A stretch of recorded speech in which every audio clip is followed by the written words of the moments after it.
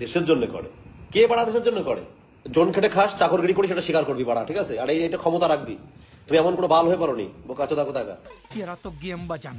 নমস্কার বন্ধুগণ, তো আজকে আমি তোমাদের এক জ্যান্ত কালুয়া পাঠাকে দেখাবো, যে কিনা আমাদের দেশের আর্মিদের ব্যাপারে কুরুচিকর মন্তব্য করে নিজেকে কুল বানানোর চেষ্টা করেছে। তো চলো দেখে আসা যাক। তোমাকে মাইনা দেওয়া হয় বলেই তুমি ডিউটি করো। তোমার বোকাচোদা 2 মাস মাইনা না দিয়ে তোমার গাড়ি ঢুকে যাবে সব তোমার ডিউটি, বোকাচোদা কোথাকার। যে দেশের খেয়ে বেঁচে আছিস সেই দেশের আর্মিদের ব্যাপারে এরকম কথা, এরকম মুখের ভাষা, যাদের জন্য দেশটা টিকে আছে তাদের ব্যাপারে এরকম কথাবার্তা। এখনই যদি তোর হাতে বন্দুক দিয়ে বর্ডারে পাঠিয়ে দেওয়া হয় তাহলে তো তুই প্যান্টটা হেগে দিবি রে। দেশে ভালোবাসা চোদে, তাহলে টাকা নেওয়ার দরকার কি? তাহলে ভালোবাসা যখন থাকে এখনই বোধহয় ডিএ বাড়া 2% আটকে দিলে গান আন্দোলনে বসে পড়ে। ওরা বর্ডারে পাহারা দিচ্ছে জন্য তুই বাড়িতে এরকম অর্ধনঙ্গ হয়ে এরকম বাতালা মারতে পারছিস। ঠিক বলেছো। দেশের খাবে, দেশের পড়বে, সরি এ তো পড়ে নাই কিছু। আবার দেশের আর্মিদের ব্যাপারে এরকম উল্টাপাল্টা কথা বলবে। প্রথম কথা, সরকারি চাকরি যারা করে ভাই 60,000 2 লাখ যারা মাইনা নেয় তারা 6 টাকার কাজ করে না। আমি একদম ওপেন বলছি। হ্যাঁ, এটা ঠিক যে 6 টাকার কাজ করে না, বাট তাই বলে তো সবাই তা না না। এই যে যেমন তুই পদে 20 পড়া হয়ে গেছিস, সবাই তো আর 20 পড়া হয় না। রানিং বড় ভিখারিরা করে পাল। ও, রানিং ভিখারিরা করে? শুনলাম তোর নাকি জিম আছে, জিমে নিশ্চয়ই ট্রেডমিল থাকবে। এখন কথা হচ্ছে যারা তোর জিমে যাচ্ছে তাদেরকে আমি একটা কথা বলতে চাই, ভাই তোরা কি ভিখারি? কারণ জিমে গেলে তো ট্রেডমিলে নিশ্চয়ই দৌড়াদৌড়ি করবি। তো এখন তোমরাই ঠিক করো যে তোমরা ভিখারি না ভিখারি না, মানে এর যুক্তিতে আর কি। তুই যা করা শুরু করছিস না, তোর ব্যবসাও লাটে উঠে যাবে রে ভাই। রান করতে যাবো কি জন্য?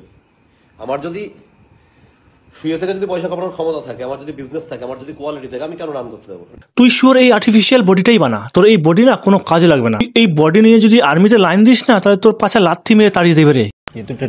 তো বন্ধুগণ চলো এর একটু আগের কাহিনী দেখে আসা যাক। 2011 সালের জুন মাস 10 তারিখে বাবার সাথে ভীষণ একটা গন্ডগোল হলো। ওরে বাবা, কেন কেন? কারণ বাবার স্বপ্ন ছিল যে আমার ছেলে চাকরি করবে। হ্যাঁ, একদম ডিফেন্সের মধ্যে হোক, পুলিশের মধ্যে হোক।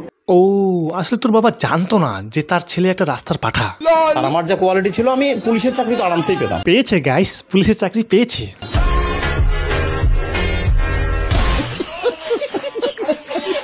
যাও শোনা, 1-2 দিন একটু রেস্ট করো, যাও।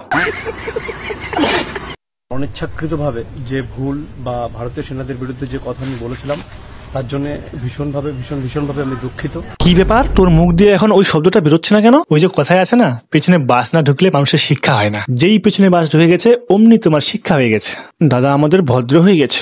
আমি যার জন্য আজকে আমি আইনের দ্বারস্থ হয়েছি। আইন যা সাজা আমাকে দেবে আমি সেই সাজা মাথা ভেজে নিতে রাজি আছি। সবার সামনে প্যান্ট খুলে পাছায় চাবুক মারা উচিত একে। আর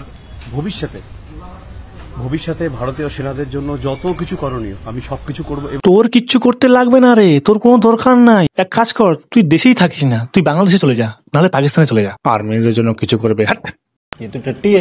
আচ্ছা, আমার বিয়ের আগে বা পরে অনেকেই একটা কথা আমাকে বলে, অনেকেই বলে, মানে যারা আমার বরকে পার্সোনালি চেনে না তারা বিশেষ করে, যে আমি নাকি একটা ছাপড়ি বিয়ে করেছি।